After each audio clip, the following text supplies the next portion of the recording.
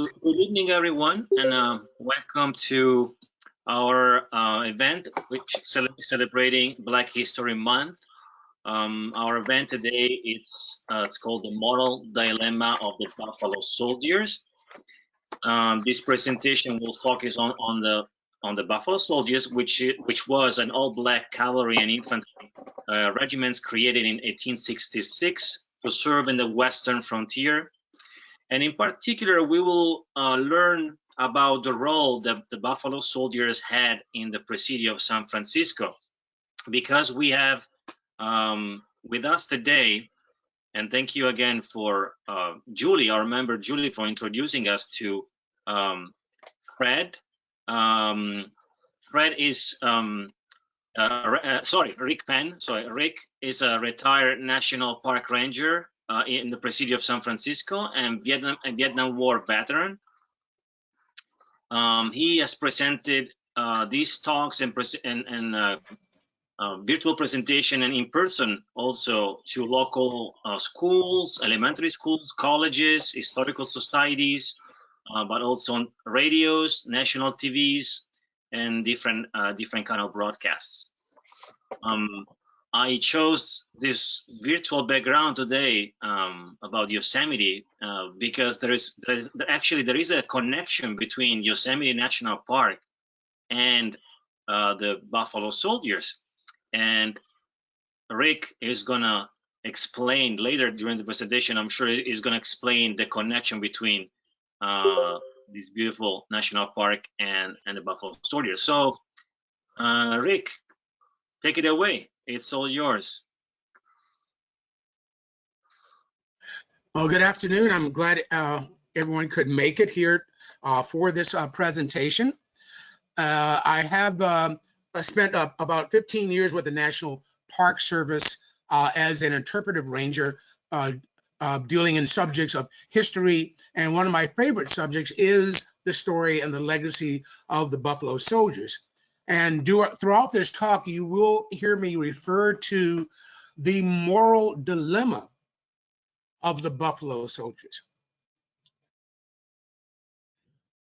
So what is a dilemma?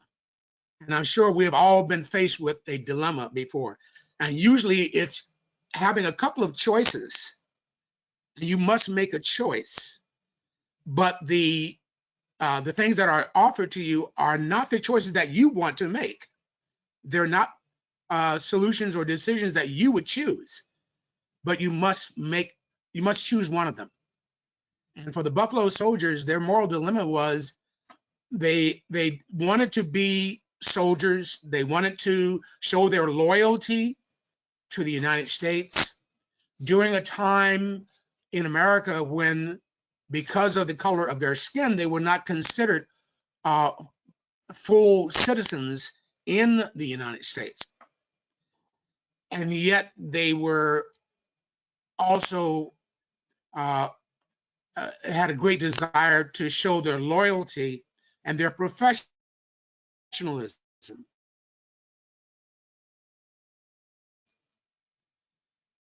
At the same time, they were asked to bring liberty, freedom, opportunity to people in Cuba and Puerto Rico and the Philippines and Hawaii and other parts of the United States, while at the same time their own family could not walk the streets safely at night in Florida or Texas or Alabama or Virginia. And so this dilemma between being loyal to the United States but not seeing that loyalty and respect shown to you. How do you deal with grace under stress?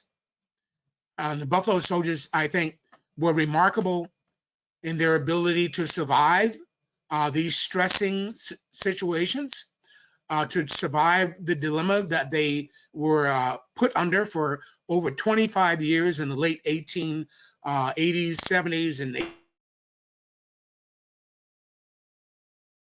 1890s,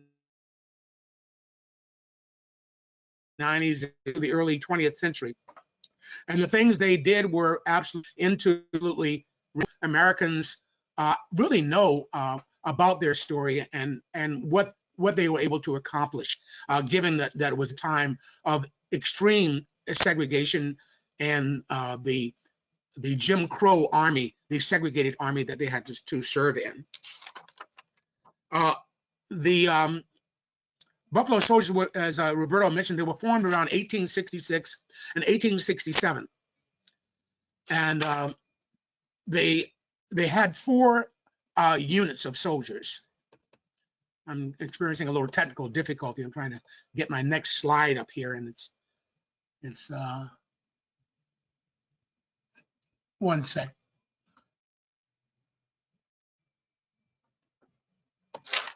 There we go.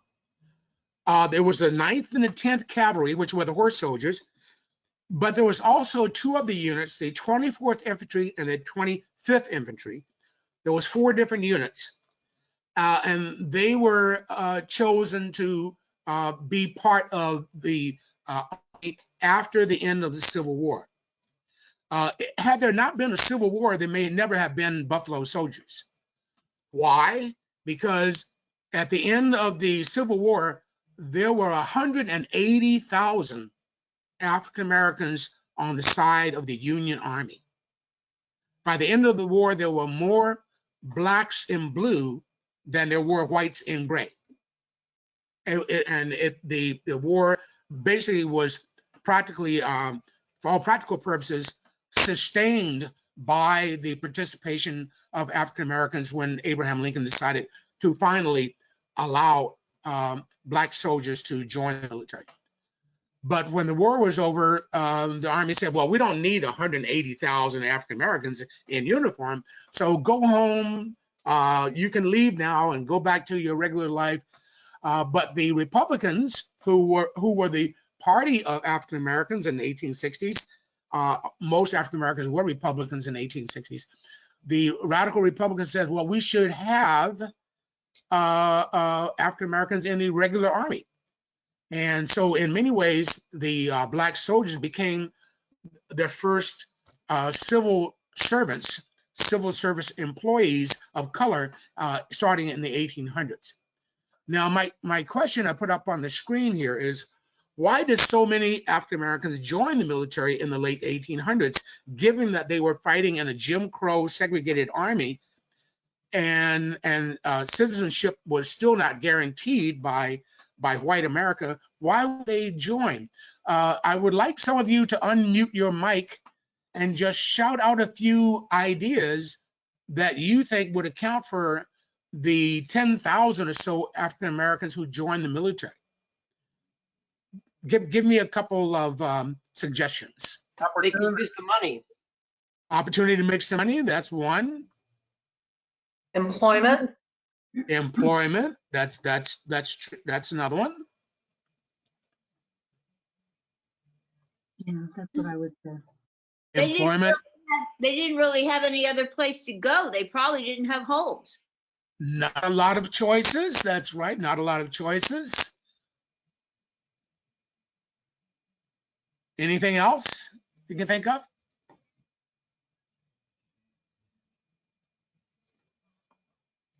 Well, they probably had a sense of duty too. Say that again? They probably had a sense of duty too to their country now. Yes, I think they did, having had relatives who fought for years for the freedom that Abraham Lincoln promised at the end of the Civil War. Yeah, those are some good things. My next slide is going to give you, now here are some of the advantages and disadvantages of Army life. They got education. They would get medical care in the military. They got to learn various skills in the military. They got 3 meals a day. There was dignity and self-respect and self-reliance in being a soldier. There was a sense of belonging to a organization, the Army, which had fought for independence from Britain. There was a regular monthly salary. And most importantly, when they retired, they actually got a pension. And there were very few places where African Americans in early 18th century America could get a pension after working 20 years. Now, now with these positives, obviously comes the negatives of being a soldier, and there's a danger and violence of combat itself. And being out in the Old West, in these old forts, they were constantly in isolation, which could lead to depression. There was disease in these old forts, and the hazardous duties of being out there in the plains, the stress of working in the Jim Crow segregated army. There was family separation, there was loneliness, alcoholism, and sometimes suicide. So there was it was always fraught with some type of risk and danger, but the positives outweighed those things, so much so that 10,000 soldiers rotated through the Buffalo Soldiers over the period from about 1867 to about 1908 or 1910.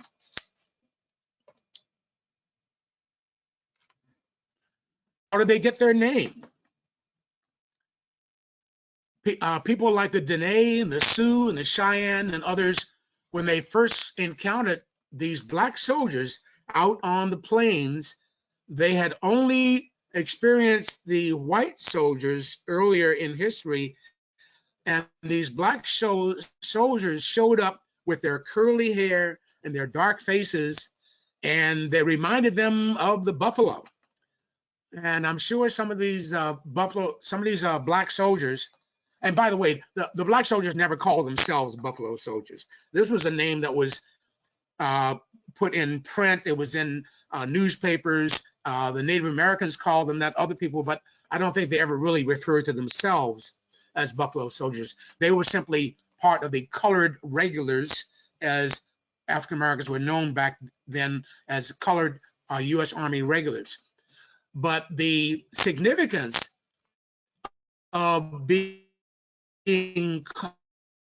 called the Buffalo Soldier, I think it may have shocked some of these African Americans. Why are they calling us animals? And I think it took a while for them to realize that actually it was a badge of honor. When you think that these tribes worshiped the buffalo, they sang songs to the buffalo, they made prayers to the buffalo. The buffalo was responsible for their food, their shelter, and weapons, and tools, and clothes, and medicine made from the buffalo. And also, it was the tenacity in battle that when buffaloes were cornered, they were some mean animals to get in front of. I used to ask my fourth grade class, have you ever seen a buffalo? How big is a buffalo? A buffalo can be about the size of a Volkswagen. And if you can imagine 1,000 of these animals running at you, or just having one of them trying to protect their young, these buffaloes would run over you and kill you. So these Native Americans cited the African American soldiers not only for that hair and the dark face, but their tenacity and their bravery in battle. And I think later on, the black soldiers kind of carried that name as a sort of a badge of honor that their sworn enemy, the Cheyenne, the Apache, and the Sioux, would call them by the name of their sacred animal. There's some kind of connection there. I don't know how you would describe it, but there was definitely a connection between that naming and the Native Americans. I'm not saying that there was any love lost between the Native Americans. I'm sure they hated the Buffalo Soldiers as much as they hated the other cavalry soldiers who were carrying out a policy of genocide against Native Americans by taking away their land and taking away their buffalo, and making their land available to all these settlers that were coming in. So it was a fight for survival as far as the Indians were concerned. Like the song from Bob Marley. Yes, indeed. Here's a picture from 1900, group of Buffalo Soldiers on the Presidio. When the Buffalo Soldiers were in the Old West, when Billy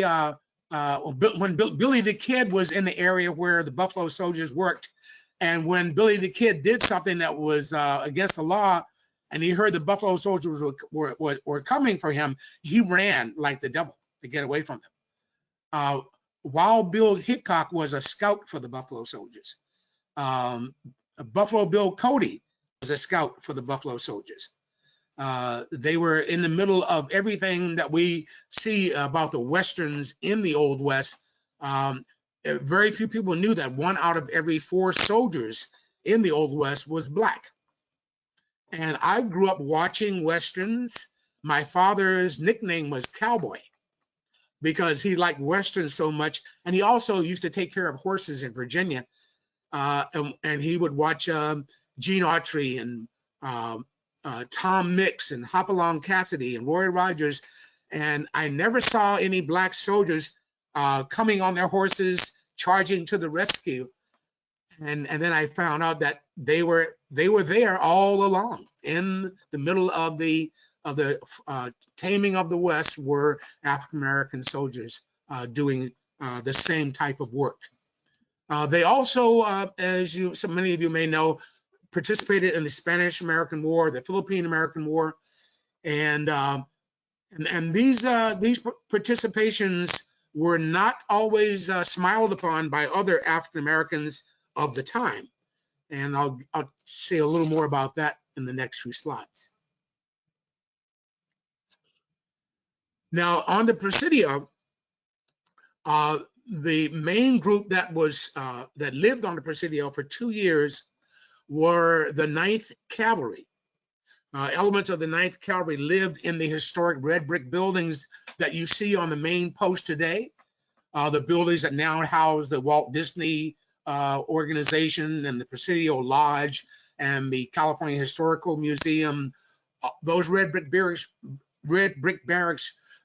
were built in 1895, 1896, and they were there when the Buffalo Soldiers were living there, and they got to live in these barracks. And I will talk a little further about what they did in Yosemite and Sequoia National Parks, and about Captain Charles Young, because he was a Renaissance man of his time, and he became the leader of the first Black unit to escort a sitting U.S. president, Teddy Roosevelt, through the streets of San Francisco in 1903. And if you go to the Officers Club there at the main square, there's a tiny 30-second Thomas Edison black and white film of Charles Young and the Buffalo Soldiers and Teddy Roosevelt marching down Van Ness Avenue in 1903. I didn't even think that there was film in 1903, but Thomas Edison had sent a crew to San Francisco from Los Angeles to film it, because it was the first time that Black soldiers had guarded a president of the United States, and it happened right here in the Bay Area in San Francisco.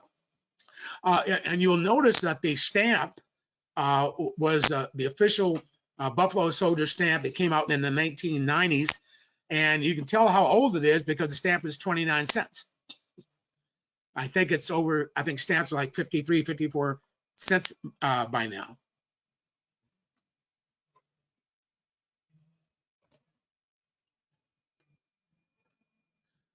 These are a picture of those red brick barracks. These barracks survived the 1906 earthquake. When you go there today, if you look up toward the windows at the top, you will see the braces that were put in these buildings to make sure the walls did not fall apart. They had to be screwed together with these braces because they were shaken so badly in 1906, but they survived. They survived so much so that in 1989, the local FEMA headquarters was located in one of these buildings. Federal Emergency Management Agency had its headquarters in one of the buildings toward the end of this street, and it was there during the Loma Prieta earthquake in 1989. So they are built on some of the strongest bedrock in San Francisco.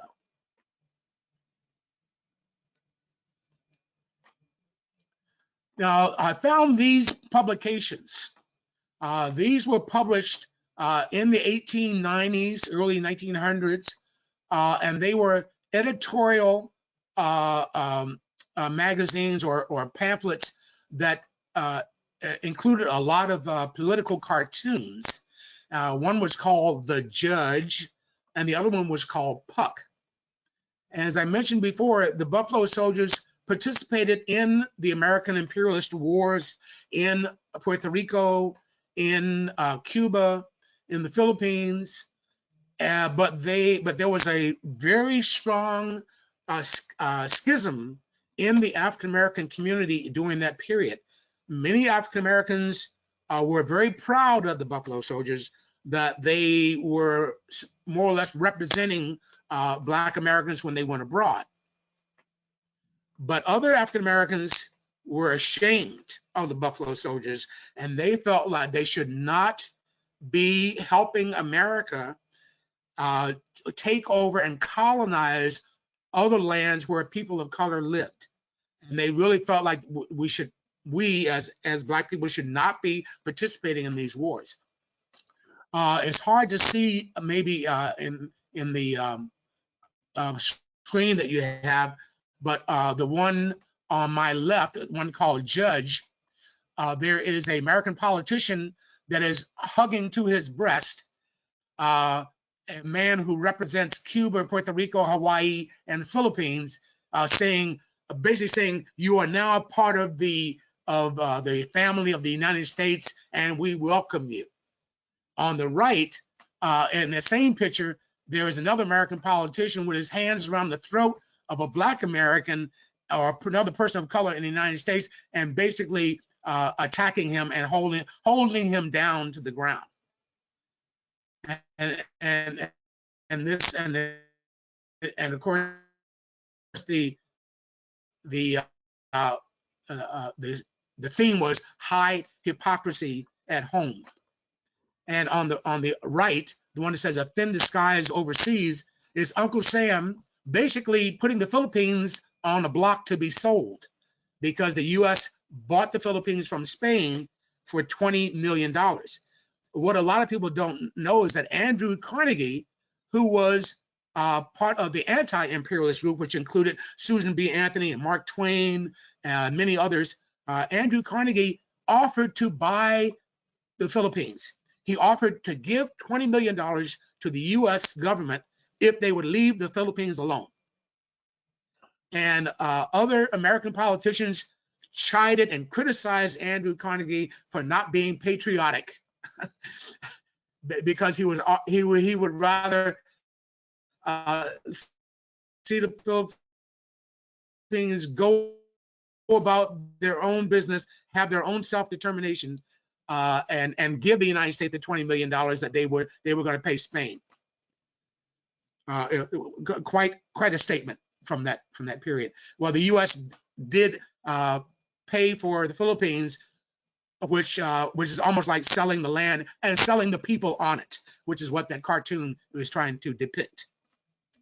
It's very interesting to note that when the Admiral Dewey went to the Philippines to fire on the Spanish fleet that was there, the Filipinos who were fighting against Spain really assumed that the United States was going to come and be on their side and help them kick the Spanish out of the Philippines.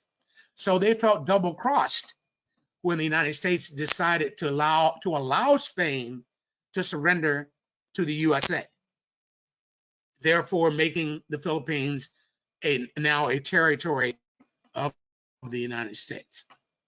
And this is what Mark Twain railed against, and said he did not want to see the talons of the American eagle clutching the Philippines. And he was one of the strongest anti-imperialist voices of that era. And the Buffalo Soldiers were right in the middle of this entire controversy and how it went down. As a matter of fact, many of the Buffalo Soldiers who were there many of them had great sympathy for the Filipinos because they knew how people of color were being treated in the United States. So they had a lot of sympathy for the Filipinos. But there were also other Buffalo soldiers who could care less. There were Buffalo soldiers who treated Filipinos like white people treated Indians and black people in the South. And that's been documented too. So there were both attitudes were shown by the Buffalo soldiers. Many Buffalo soldiers just simply felt like they were in the army. They were going to obey their orders. They were, any enemy of the United States was their enemy, and that's all there is to it. But there were other soldiers like Private David Fagan and 13 others. Actually, the 13 others who joined the Filipinos, some were white Americans and some were black Americans.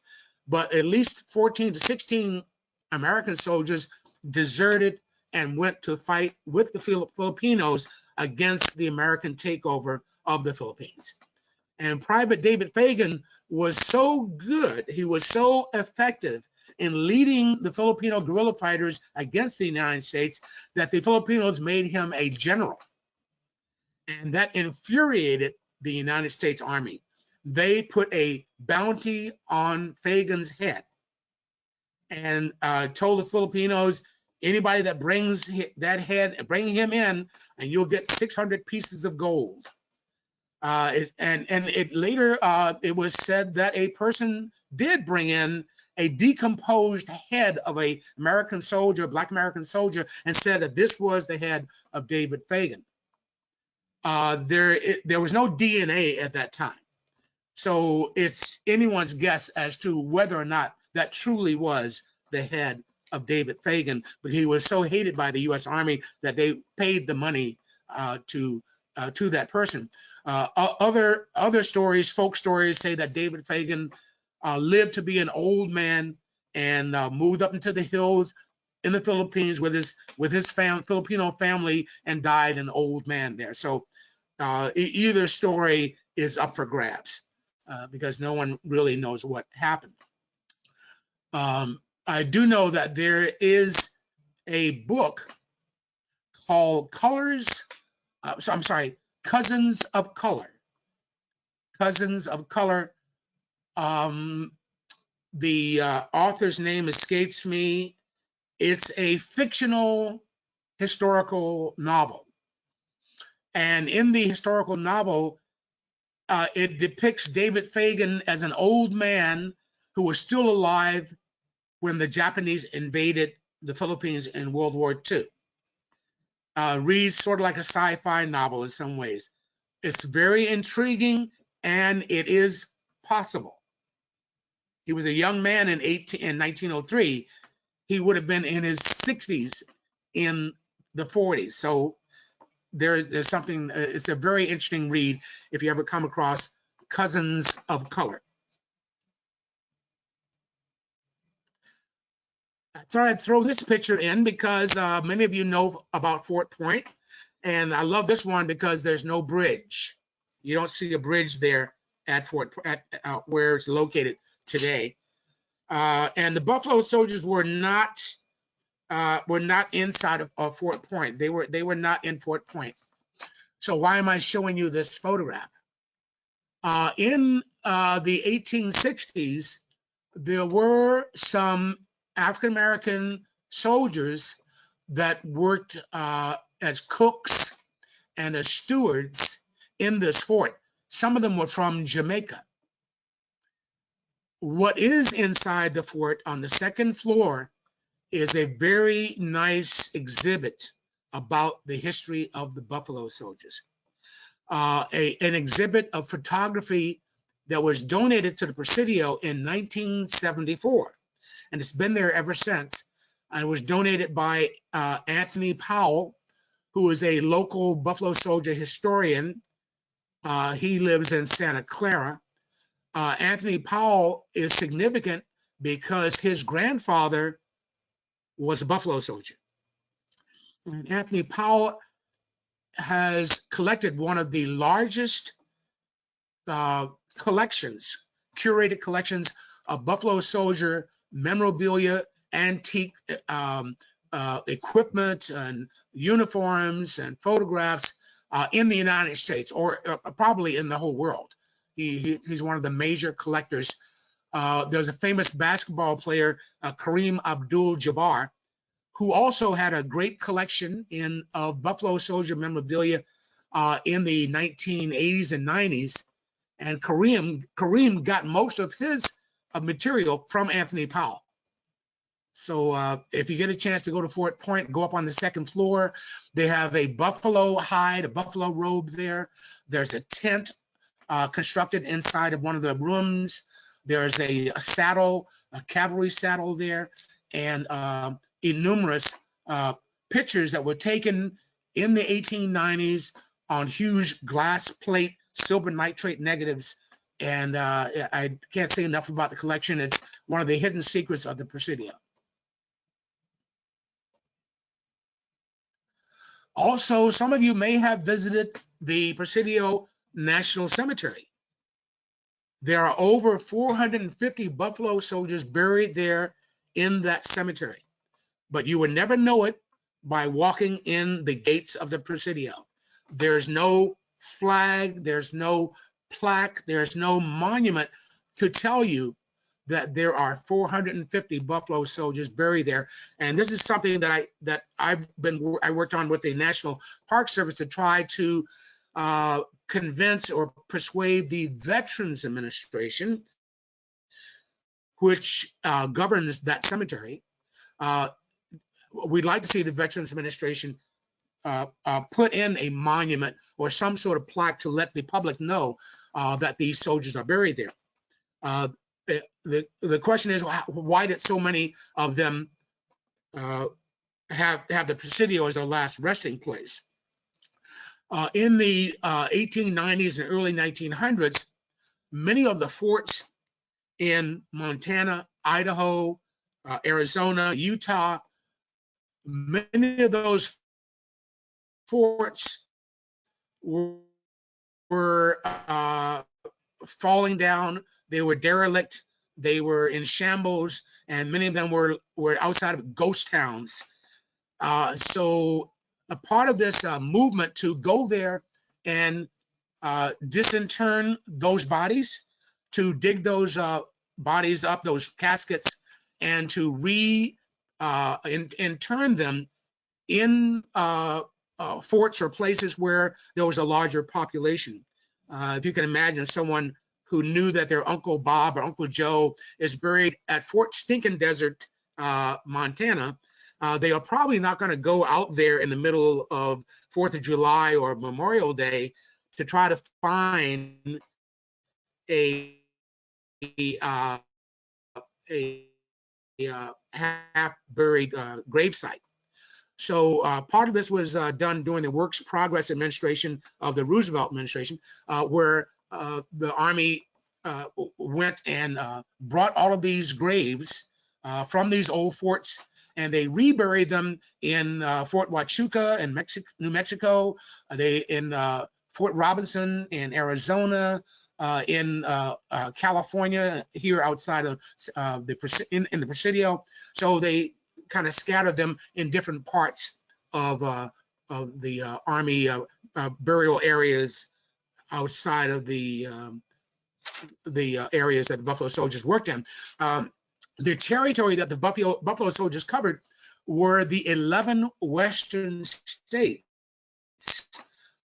So we're talking about Nebraska, Kansas, Texas, the Dakotas, all the way to Oregon and Montana. That whole area was the area that the Buffalo soldiers traversed, and where they were found. They could be found during that period. In the Presidio National Cemetery, you will also find the grave of Sergeant Henry Tompkins, who is one of the only Buffalo soldiers buried here that is a Medal of Honor winner. And he won his medal during the war in Cuba.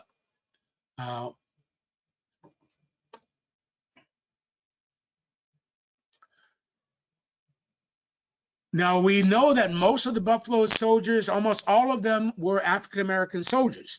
But we also remember that many of the commanding generals and the ranking officers who led them were white. And here are two pictures of two generals, and I'll tell you a quick story about why I included these two men. Many of you recognize the picture of George Armstrong Custer. George Armstrong Custer was on the side of the Union Army during the Civil War. He was often referred to as the boy general because he was so young when he made general, and he was very, very brave. He did some heroic things that would scare the socks off of you. He was incredibly brave, and he fought to free the enslaved. He fought for the Union Army.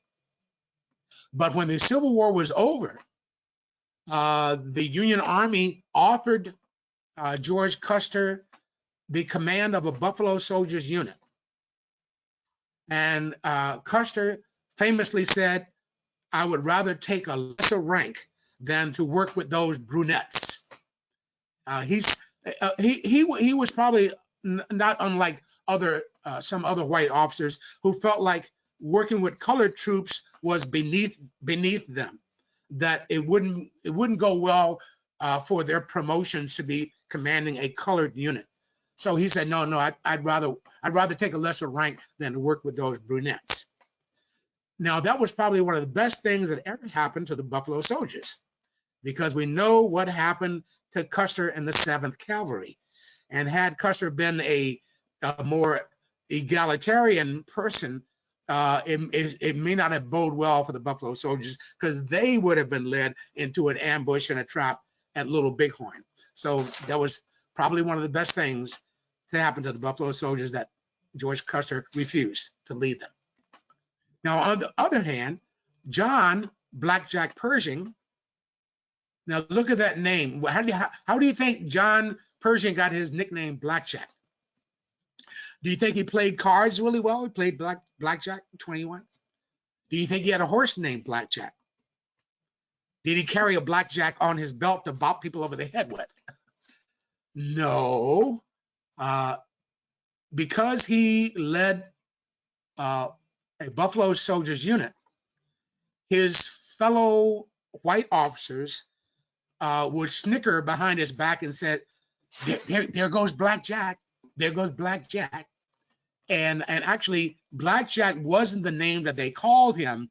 That name was changed to Blackjack for a more civilized mixed company. You can imagine what the actual name was. I'm not going to say it, but John Blackjack Pershing turned out to be one of the greatest generals in U.S. military history.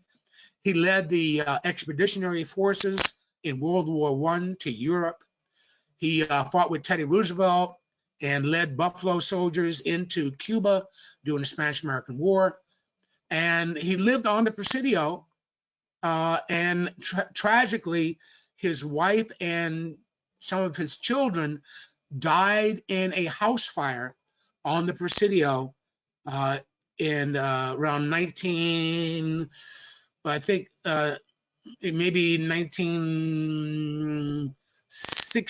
1916. On the main square of the Presidio, there's a gigantic flagpole. That flagpole sits in the middle of Pershing Square, and that was named in honor of the Pershing family and the tragedy that they suffered there, because the house burned and there was no fire department on the Presidio at that time. And John Blackjack Pershing had to be contacted by telegraph and to be told that his wife and children died in a fire at the Presidio. But Pershing treated the Buffalo Soldiers like soldiers, and he was quite honored to lead them. Now, there was actually a black officer who did lead the Buffalo Soldiers, and his name was Colonel Charles Young. And Colonel Charles Young, I can do an entire program just about him. Colonel Charles Young was like a Renaissance man of the 1890s. He was one of the few black graduates of West Point Military Academy. There were only 3 graduates of the military academy during that time in history. There was Henry Ossian Flipper, there was John Hanks Alexander, and there was Colonel Charles Young. Young could speak Spanish, French, and Creole. He could read Latin and Greek. He composed music for piano and guitar and flute. The Army did not know what to do with this man. He should have been a general, but they kept moving him around. They made him a military attaché to Haiti. They sent him to Ghana and to Liberia. They sent him to teach at a college in Ohio at Wilberforce University, but they would not make him a general. Why? Well, besides the Jim Crow Army, besides the segregated nature of America during that period, many of the white officers in the Army at the time were the descendants of men who fought for the Confederacy. As a matter of fact, some of the officers in the Army did fight for the Confederacy and were taken back into the Union Army. So many of those men found it very difficult to get their hand up there and salute a Black officer. And the Army did not want to foment more controversy and strife by having a Black general, even though they knew he would have been a great commander. But for a while now, while he was at the Presidio, he did become the superintendent of Yosemite. He was the park superintendent in Yosemite and Sequoia Kings Canyon. Because of his unit, the Ninth Cavalry, they went there 2 summers, and while they were there, they completed more work on the national park than other units had done for 5 years before. They built fences around the giant trees. They built a road that went all the way up the side up to Mount Whitney. They made a actual arboretum. The first time an arboretum had ever been built in a national park was built by the Buffalo Soldiers. And other great things that they did, I don't have a list of here, but they really transformed the park and made it more accessible to the people from Sacramento and Placerville and Susanville, Roseville, people who could come there in their wagons or on their horses. They actually had a real road to travel on and to come and see the glorious splendor of Yosemite and Sequoia. And he also was quite a conservationist and wrote about the value of conservation during the early 1900s. And he was so learned and so farsighted in his vision that he was invited to give a valedictorian address at Stanford University in 1903. So I can't say enough about Charles Young. And if you go to the Officers Club on the main post of the Presidio, you will find in the Officers Club that film that I mentioned, a little 30-second film with Charles Young leading the Buffalo Soldiers down Van Ness Avenue, escorting Teddy Roosevelt. He also escorted Teddy Roosevelt to Yosemite when Teddy Roosevelt went there to meet John Muir. So he was in the middle of so much of the formation of what is now known as one of the great national parks of the world, of the United States, especially.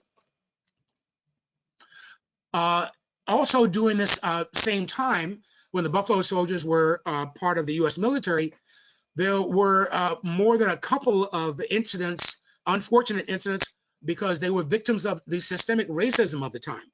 Down in Brownsville, Texas, some of you may have heard about this, there was an incident called the Brownville Incident where Buffalo Soldiers were accused of of being responsible for the death of a couple of townspeople, white townspeople in Brownsville.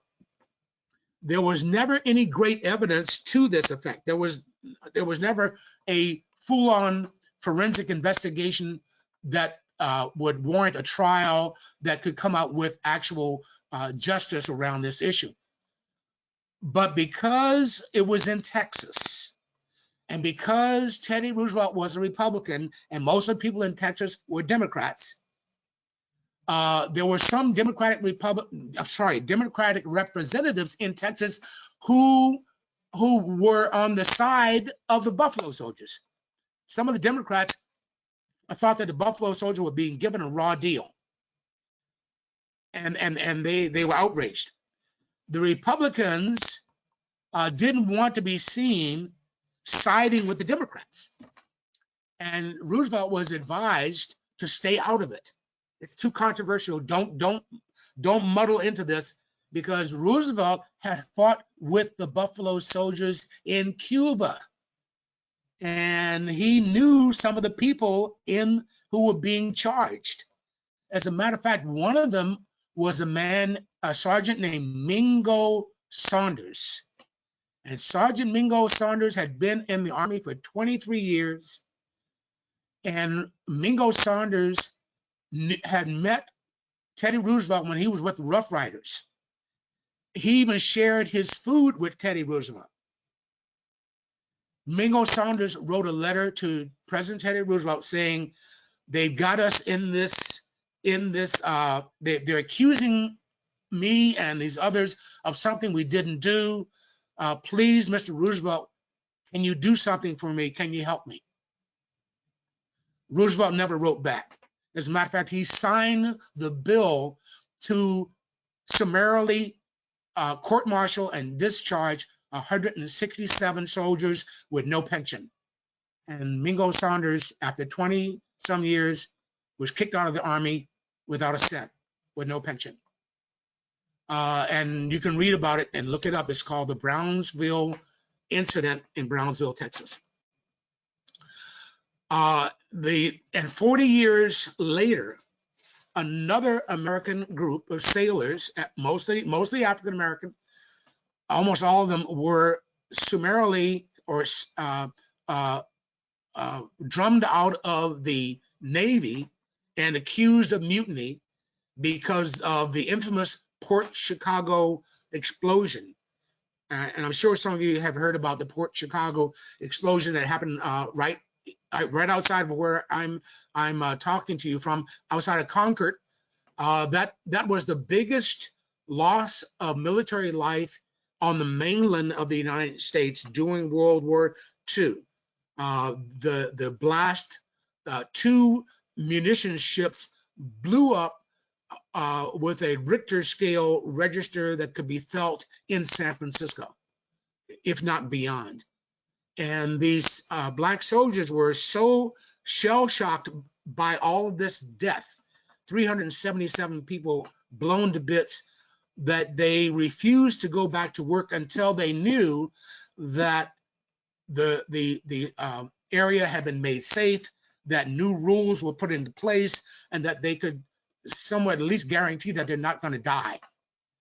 The Navy allowed many of the white sailors to go home and mourn the loss of their friends, but they asked the black soldiers after 2 or 3 days to get back to work, get back on and start loading those bombs again. And many of these black sailors said, no, we're not going to do that until you can guarantee that we're safe. So instead of doing that, the Navy instead told them that they had disobeyed an order and they were going to be charged with mutiny, which carried the death penalty in 1943. Eventually, Thurgood Marshall came in to try to defend them, but it wasn't, I think, until 1970 and the 1970s before they were exonerated for asking for their rights during that period. So even patriots became victims of systemic racism.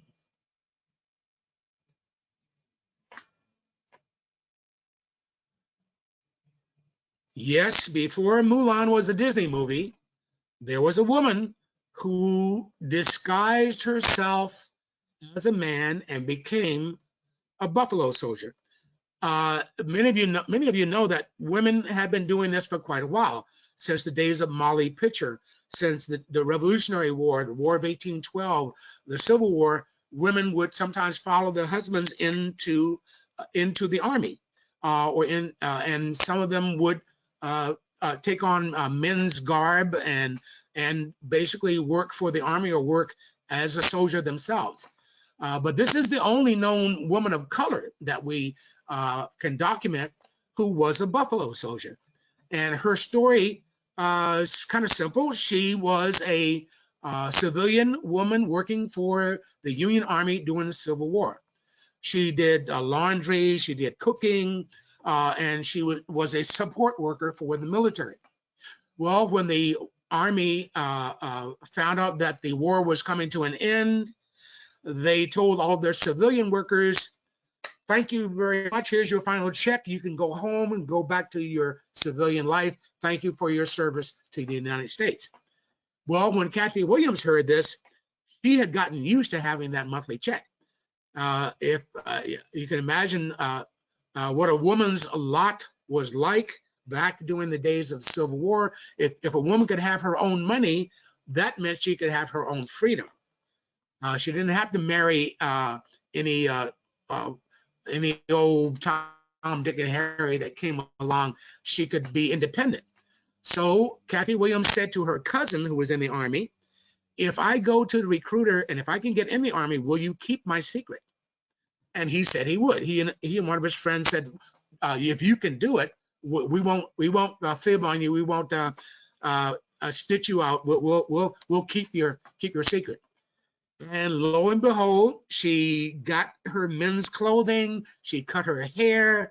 She arranged her clothing in such a way that she went to the recruiter, lowered her voice, and said, "Yes, my name is William Cathay, and I'd like to join the Army." And before long, she was in the Army, and she was in the I think 25th Infantry Buffalo Soldiers Unit. And she lasted for about 1.5 years before she took deathly sick. And her cousin didn't want her to see her die because she was stubborn. And the cousin said, "You've got to go see the doctor." And the doctor did a full body exam and said, "Oh my God, how did you get in here? How did you get in the military?" And the doctor reported her, and she was summarily released from the military. And she couldn't stay in long enough to get a decent pension. But she did apply for a pension for the time that she did stay in the military. And this book by Philip Thomas Tucker is available at the Presidio bookstore, and you can find it online.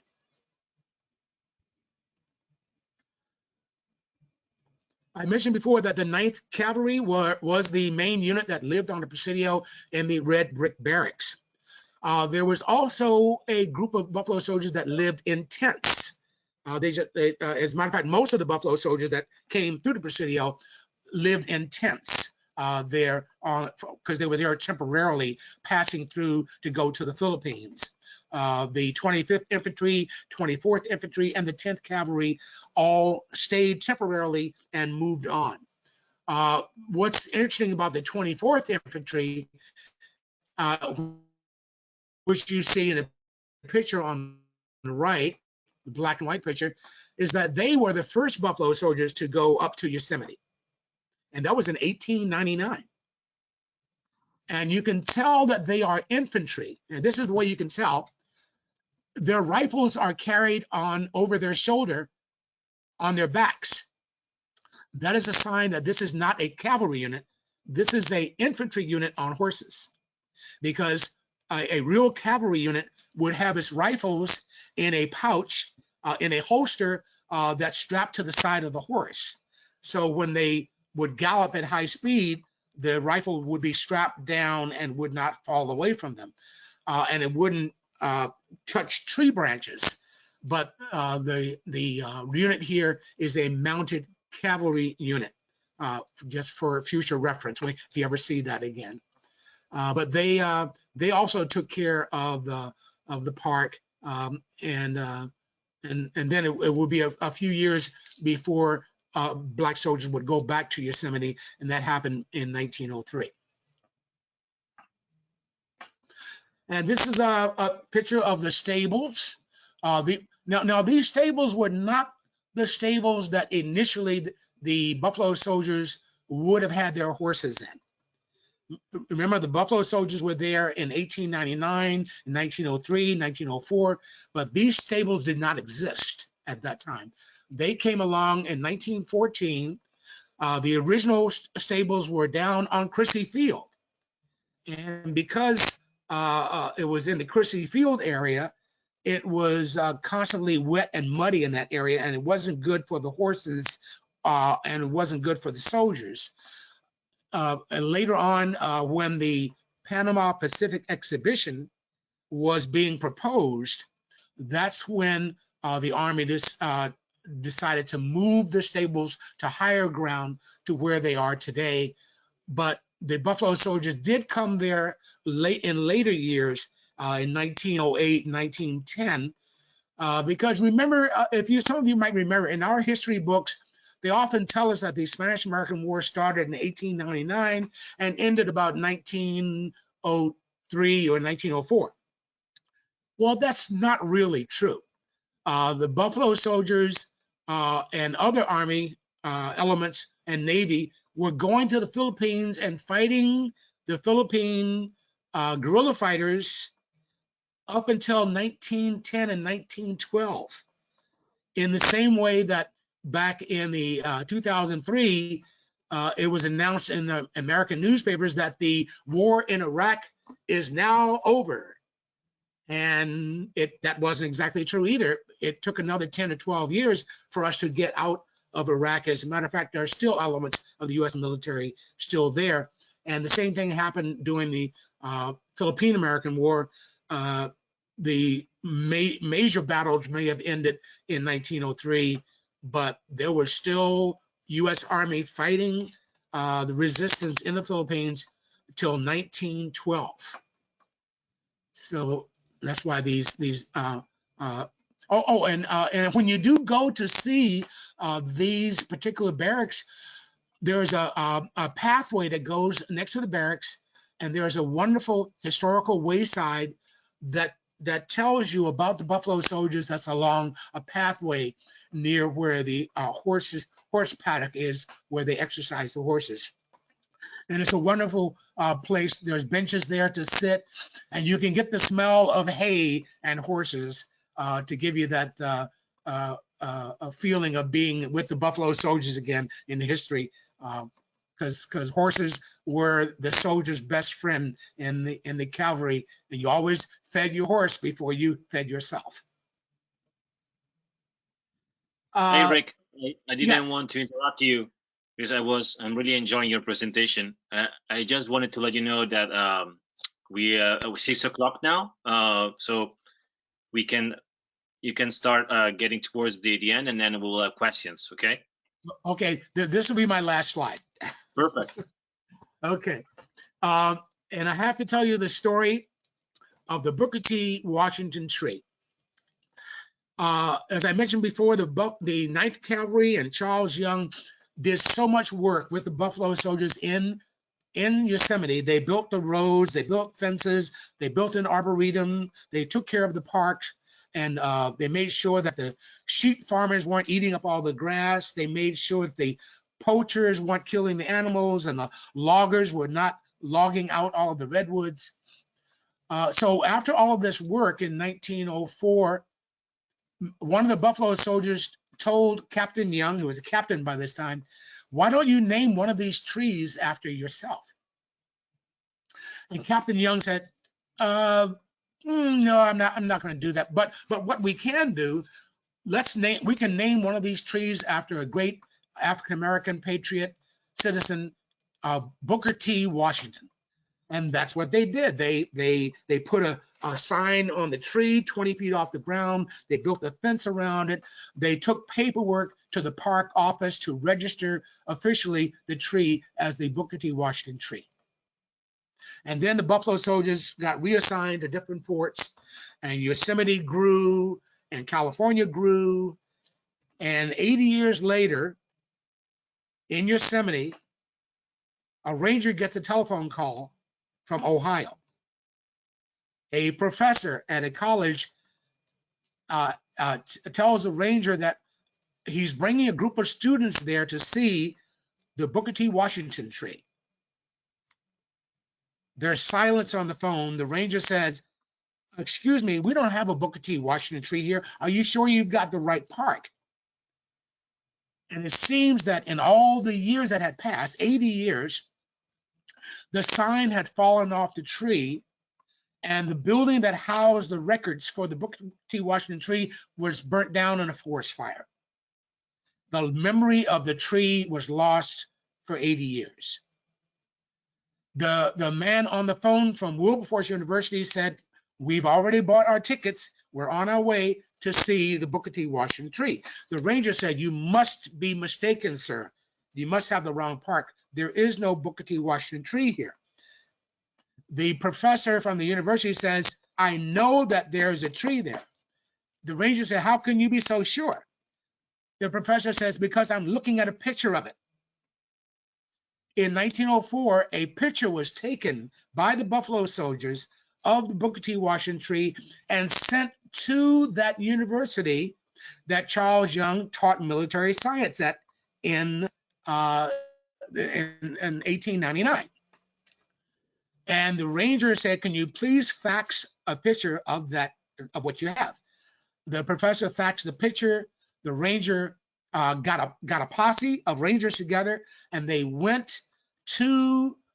followed the archival paper trail of where the Buffalo Soldiers had worked. And they went to the road area where they at last worked. And they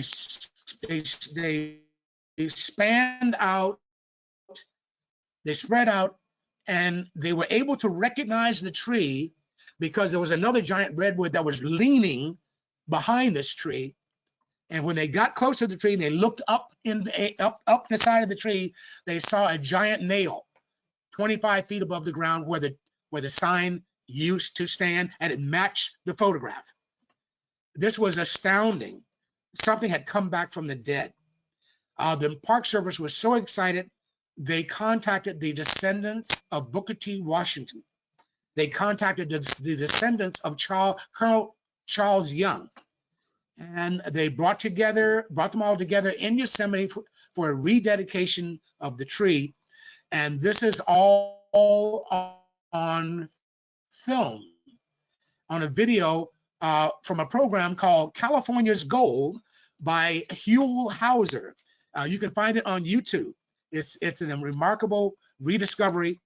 And Ranger Shelton Johnson, who was in the Ken Burns documentary about Yosemite and the Buffalo Soldiers, Ranger Shelton Johnson said, "This shows that history can be forgotten, but it can be found, it can be remembered, because now that story is in our memory, it's with us, it will live as long as we're alive."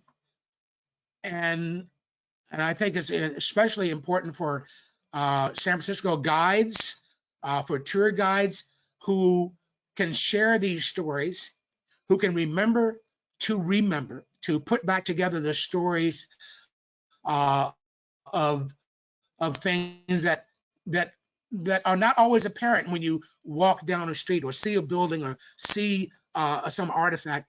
And I think it's the obligation and the responsibility of the guides to know these stories, and not only to know them, but to stitch them to the history and to tie them to things that can be relevant for the present day that we're living in now.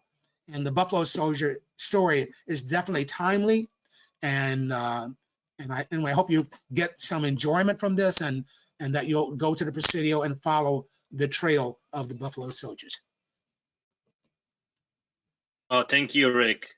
You're was welcome. such a great story to end this amazing presentation. And I have to say, I really enjoyed it, and I'm sure all the other attendees are enjoying it too. We had a question, the very first question from Andy, about, since you mentioned that Republican Party went from being the party of the African Americans to being the, to be the party that is today, right? How that happened, basically. Even though it could be a very long answer, probably, but if you could, Well, I think anything. mhm. I think it's slowly morphed over time when the Republicans, who were sometimes known as the radical Republicans, because it was the party of Lincoln. It was the party of the Emancipation Proclamation. It was the party of the Union, which fought to preserve the Union and against the insurrectionists, the people who wanted to leave. And they also were responsible, since all of these millions of formerly enslaved people had been set free, but they had been set free only with freedom itself. So they didn't have schools and institutions, and Republicans were more adamant about making these laws to expand freedom in the United States. So the right to vote, the right to be witnesses in trials, these were all laws that were put forth by Republicans. And even Teddy Roosevelt, who was a Republican, he was the first president to invite an African American to dinner at the White House by inviting Booker T. Washington there. And yet, as I mentioned before, Teddy Roosevelt also signed an order to dismiss and discharge 167 African Americans who had never been proven to have done anything wrong. Because he was also essentially a politician who would do things for political advantage at that time. And I think it really started in the 1930s. It was the Roosevelt administration, Franklin Roosevelt, who by forming the New Deal, by forming the Social Security Administration, the Unemployment Administration, and also it was during his administration that African Americans were allowed back into the civil service system. Before Roosevelt, Woodrow Wilson, who was a Democrat, had basically segregated Black people out of being in any significant way part of the civil service system in the United States. Roosevelt allowed them back in, which meant that they could actually earn a decent wage, and that there were people who had gone to historically Black colleges who were lawyers and dentists and doctors and stuff who could now work for the U.S. government in different capacities. Okay, great. Then we have another one from Sandy Lagardo. She asked, didn't the soldiers also handle parks on bicycles? Yes, yeah, there is a famous story, and you can find this video on PBS. It's called America's Black Army on Wheels. In 1893 or so, 1895 maybe, up in Montana, in Missoula, Montana, there was a fort, I think it was Fort Duchesne, I believe, in Missoula, Montana, and there was a group of Buffalo soldiers stationed there. One of the white officers got a brilliant idea that to put soldiers on bicycles. So why should soldiers always have horses? Bicycles, you don't have to feed them. They're quieter than horses. You can pick up a bicycle. And so the general said, good idea, young man. Would you like to try this out? And he said, yeah, who would you like to use? He said, I would like to use some of the Buffalo soldiers. And for about a year, they did an extraordinary 1,200-mile ride from Missoula to St. Louis, Missouri, in a time where there were barely any roads for cars or barely any roads for wagons. And they'd experimented with this, and it was a bit of a disaster. They did make it there, but people were sick, and it didn't. But by the time they got back, the Spanish-American War was starting up, and they forgot all about that episode. But there's a wonderful photograph of these soldiers, black soldiers on bicycles in Yellowstone National Park. In Yellowstone, wow, that's Yes. beautiful. Yeah, they stopped in Yellowstone too. Yeah, so it's a quite amazing story. And there's a video, as I said, called America's Black Army on Wheels. It was a PBS production. Yeah, we will include these links and resources to follow up email with the recording. So Rick has already provided some books and videos and films resources. And by the way, I already included Rick email on the chat box if you would like to share your appreciation. But we also have another question from Jason Cohen. He said, why and when the Buffalo Soldier units were disbanded, and were there black units after that? Did the Buffalo Soldiers receive equal pay and equal pensions? Oh yes, one of the great things about the Army doing after the Civil War. Before the Civil War, the Army was trying to pay black soldiers less than white soldiers before during the Civil War. But after the Civil War, all the soldiers got $13 a month, whether they were black or white. They were paid the same. And then if you moved up in rank, all the soldiers got the same money. The Army stopped, and they also got pensions.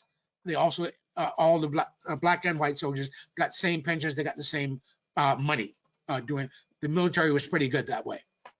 The Army stopped having the cavalry in 1944. 1944, they disbanded the cavalry.